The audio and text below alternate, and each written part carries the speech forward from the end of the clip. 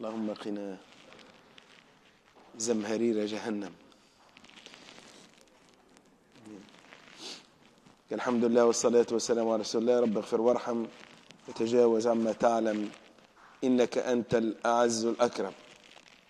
Inshallah, we continue with Surah al-Mā'idah, ayah number 37 and 38. Allah subhanahu wa ta'ala said, بعد أعوذ بالله من الشيطان الرجيم,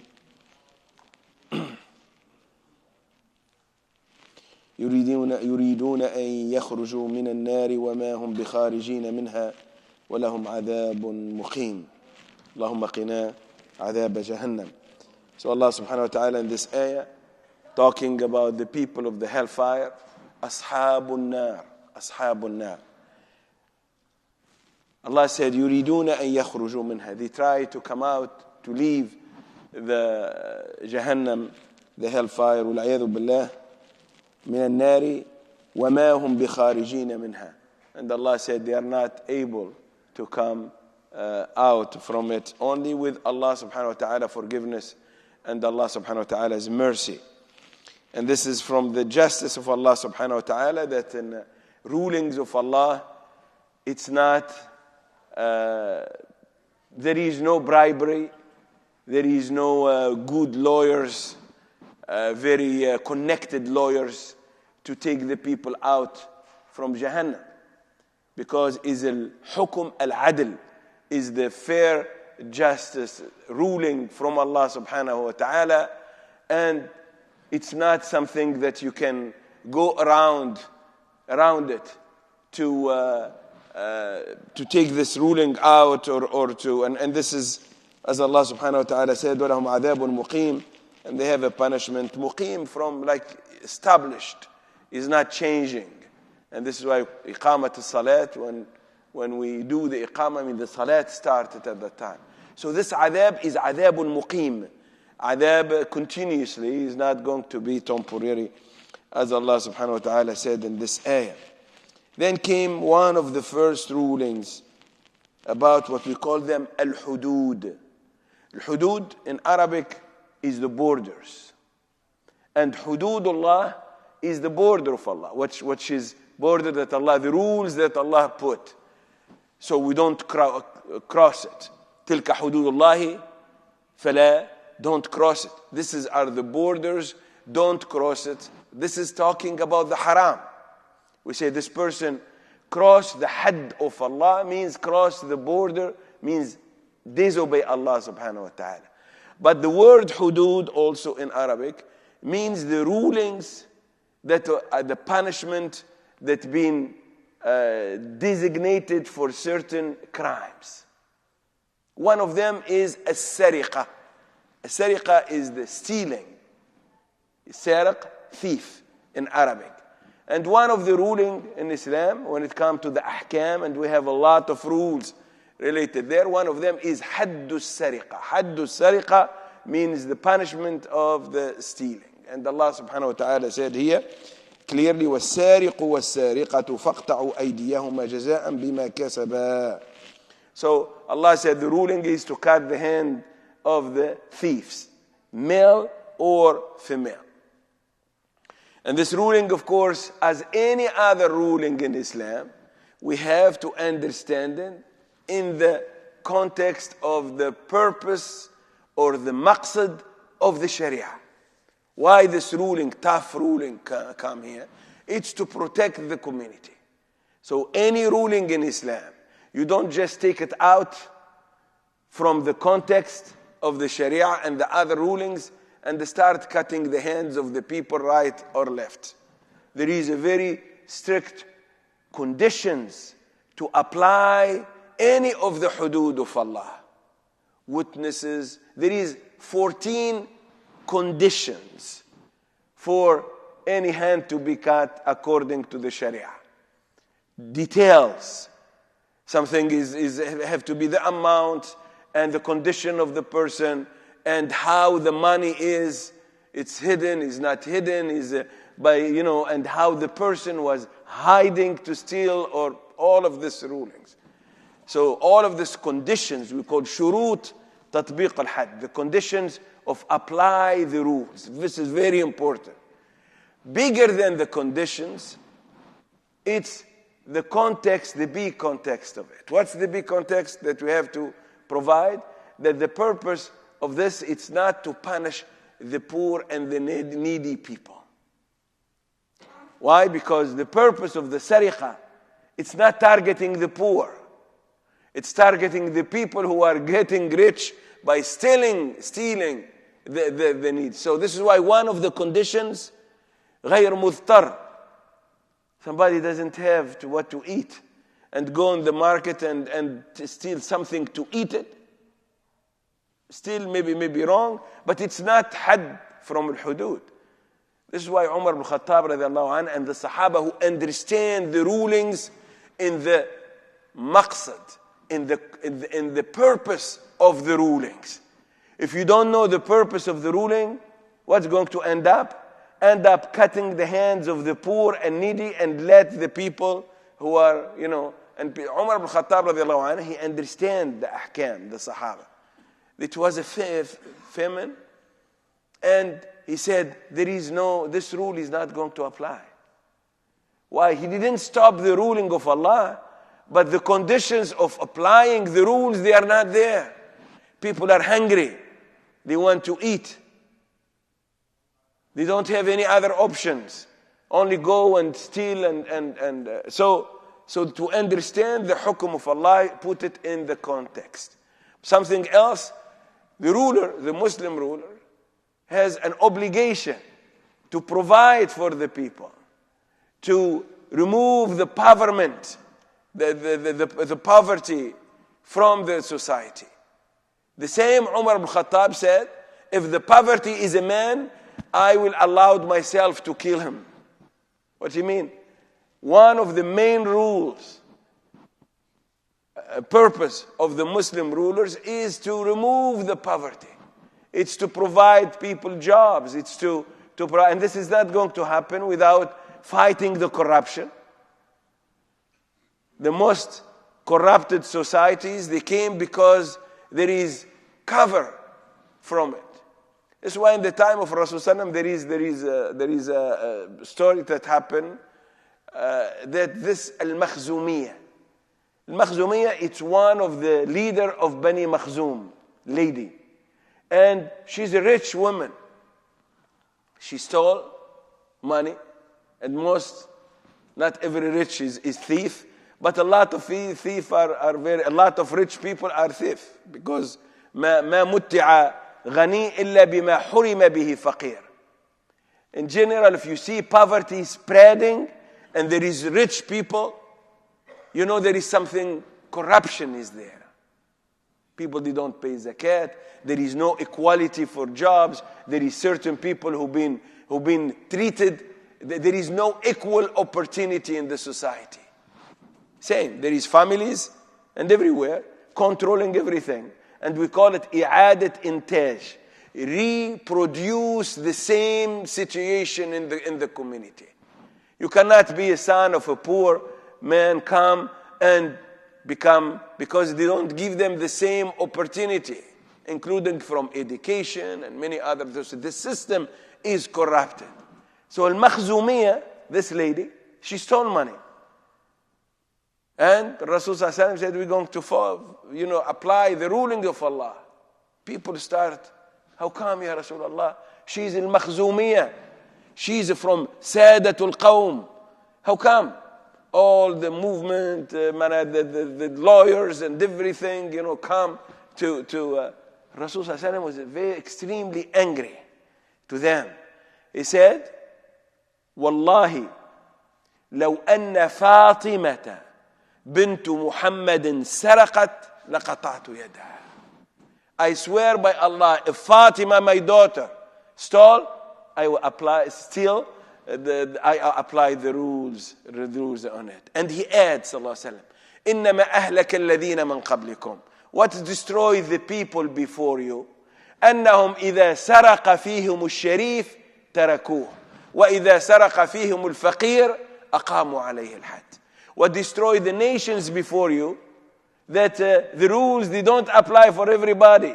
Pick and choose. when the sharif, people with power and people with status in the society, they steal, they let them go.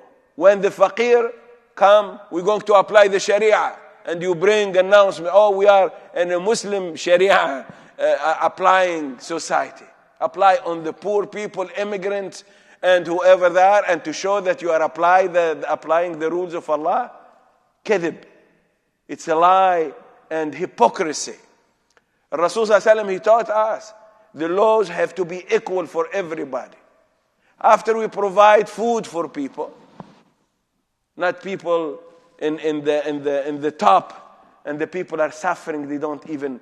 Every time you see in the society, as the Sahaba understand, poverty and people are yumatta'un.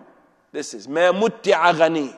Every time you see the extra in one society, people in the top richness, they have wealth, and you see poor, very poor people, big division between the classes, you know that there is corruption.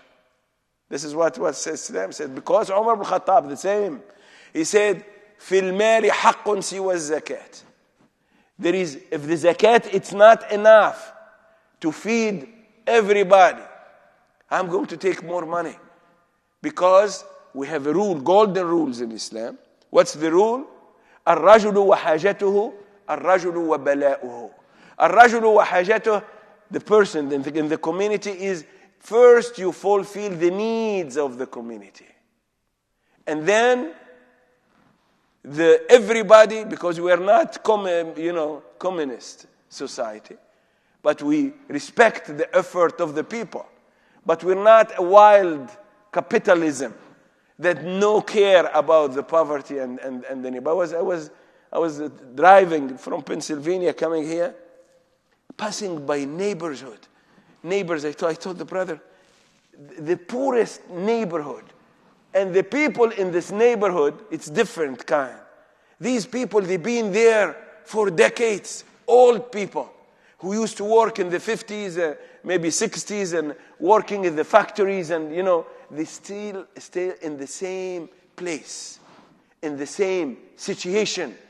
And they be in some of them, I see it, neighborhood after, if you go, there is a line, Pennsylvania, of the factories, and it's the most dangerous neighborhood, the most how come a very strong, powerful, have billions of dollars and have a lot of money to send it to kill children in Gaza, they are not able to fight the poverty in their own home, and this is old people, old.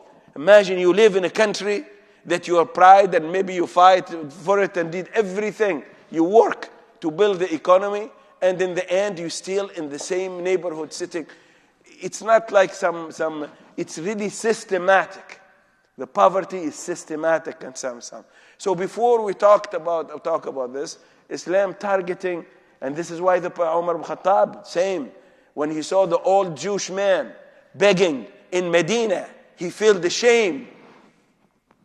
This is old people, not somebody strong and choose to sell drugs in the hood.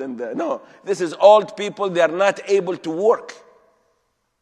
He saw the Jewish man, he said, it's shame on us.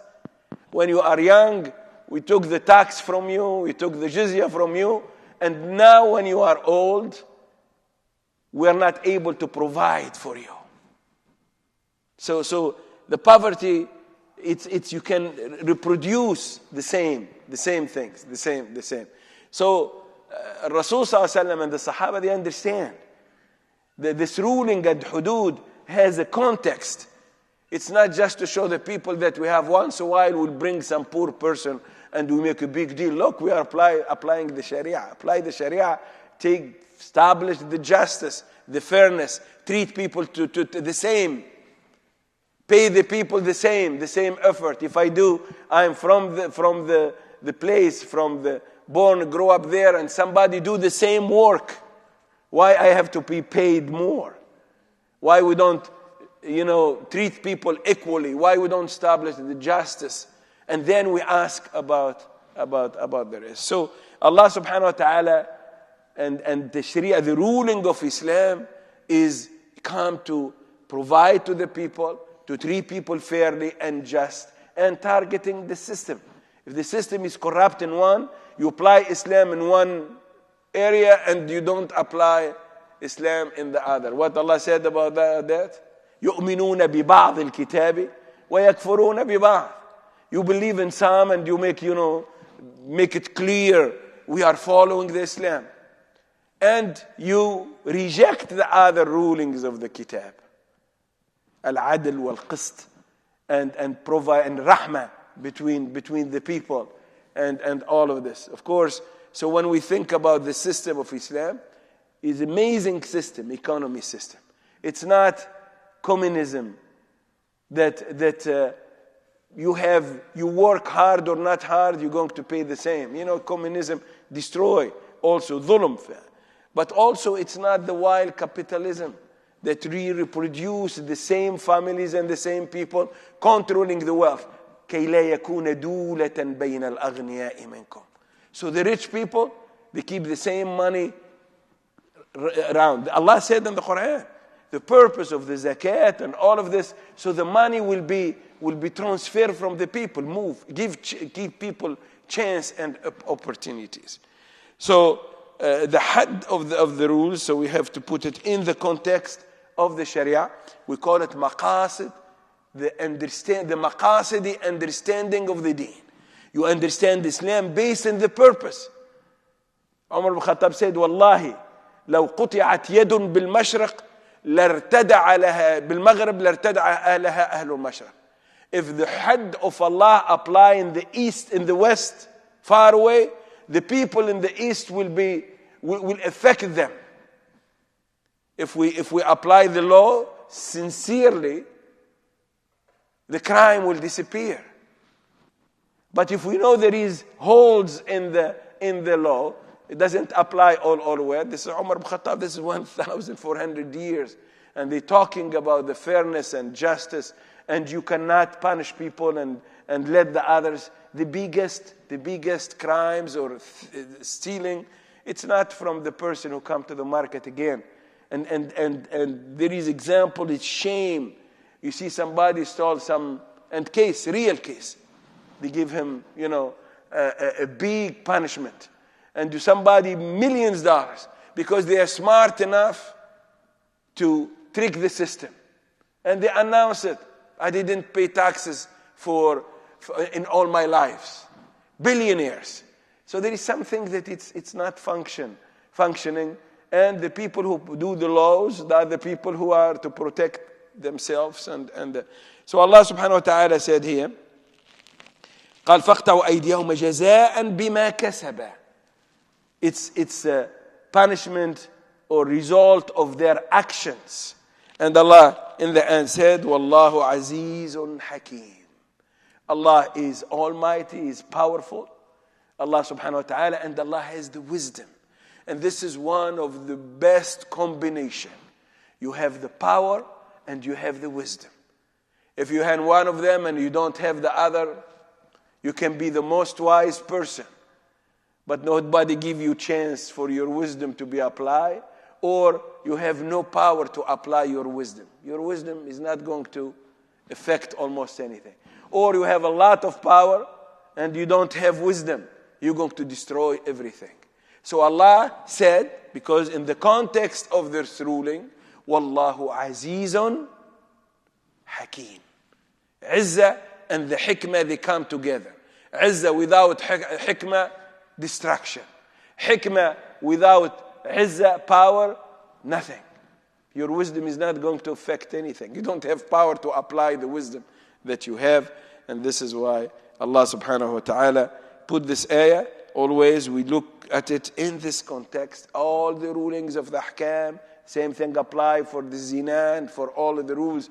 Put them in the context of the maqsad of the sharia. Maqsad, the purpose of the sharia. Keep this concept in your mind.